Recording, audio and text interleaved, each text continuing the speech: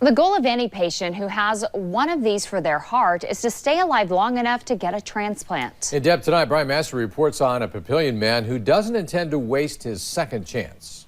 I had a widowmaker. Dan Alexander knows the odds of his massive heart attack in 2013.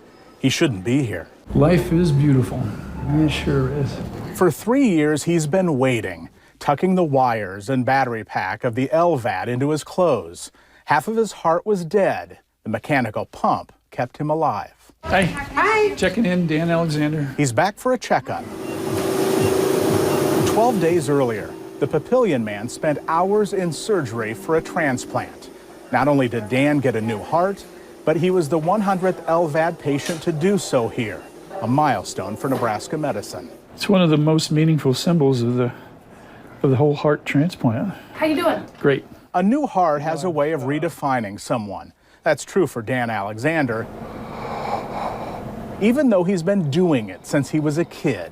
I try to reinvent myself every 10 years. That's when Dan, at age 10, decided to think about others more than himself. His older brother told him, if you don't like some things about yourself, change them. You're not restricted to being that same person for the rest of your life. 10 years later, Dan Alexander, now in the Army, changed again.